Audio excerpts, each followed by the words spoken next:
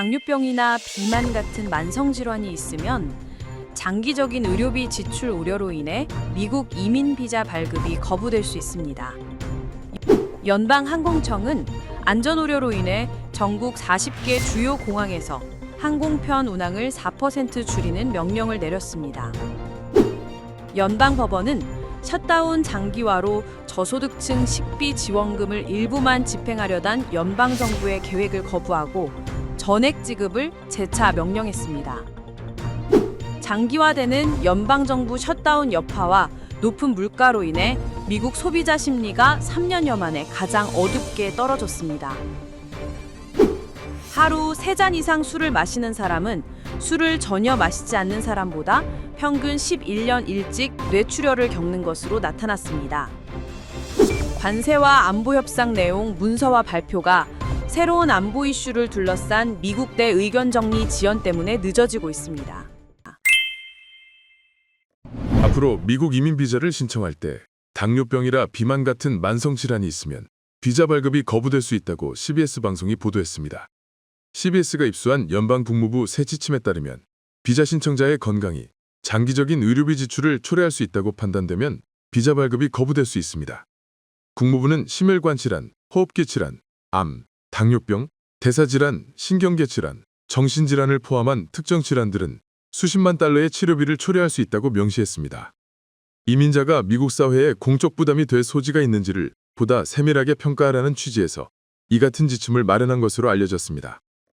연방항공청이 연방정부 셧다운 사태가 계속됨에 따라 안전우려로 오늘부터 항공편을 감축하는 명령을 내린 가운데 주요 항공사들이 비상대응에 나섰습니다. 연방항공청 명령에 따라 전국 40개 주요 공항에서 전체 운항의 4%를 줄이는 조치가 시행됐습니다. 이번 조치는 아메리칸, 델타, 사우스웨스트, 유나이티드 등 4대 항공사의 약 700편을 대상으로 적용됩니다. 셧다운 사태가 이어질 경우 감축률은 오는 11일 6%로 14일에는 10%까지 확대될 전망입니다. 단 이번 감축 조치는 국제선에는 적용되지 않습니다. 연방법원이 셧다운 장기화로 저소득층 식비 지원금을 일부만 집행하겠다는 연방정부의 계획에 다시 제동을 걸었습니다. 로드아일랜드 연방법원 존 맥커널 판사는 트럼프 행정부가 11월 영양보충 지원 프로그램 급여를 7일까지 전액 지급하라고 명령했습니다. 연방농무부는 비상기금 46억 5천만 달러만 활용해 일단 65%만 집행하겠다고 답변했지만 맥커널 판사는 그런 상황이 지속되면 회복할 수 없는 피해가 발생할 것이라며 농무부의 이 같은 계획을 거부하고 즉각적인 전액 지급을 재차 명령했습니다. 미국 소비자들이 경기에 대한 인식이 3년여 만에 가장 어둡게 떨어졌습니다. 장기화되는 연방정부 셧다운 사태 여파와 높은 물가가 가계재정을 압박하면서 소비 심리가 눈에 띄게 위축된 영향이라는 분석입니다. 미시간 대학교가 발표한 11월 소비자 태도지수 예비치는 50.3으로 전달보다 하락해 2022년 2월 이후 최저 수준을 기록했습니다. 단기적으로 물가가 오를 것이라는 응답은 다소 늘었으나 5에서 10년 뒤 물가 상승률 전망은 연 3.6%로 3개월 만에 가장 낮아졌습니다. 개인재정 상태에 대한 평가 역시 6년 만에 가장 낮았으며 가전, 자동차 등 내구재 구매 여건은 2022년 중반 이후 최악으로 나타났습니다. 건강 소식입니다. 하루 3잔 이상 술을 마시는 사람은 술을 전혀 마시지 않는 사람보다 평균 11년이나 이른 나이에 뇌출혈을 겪는 것으로 나타났습니다. 출혈 규모는 70%나 크고 뇌 깊숙한 곳에서 발생할 가능성도 2배에 달했습니다. 하버드 의과대학 연구팀은 2003년부터 2019년까지 매사추세츠 종합병원에 입원한 뇌출혈 환자 1,600명을 분석했습니다. 뇌출혈 환자의 약 7%는 하루 3잔 이상 술을 마신다고 보고했습니다.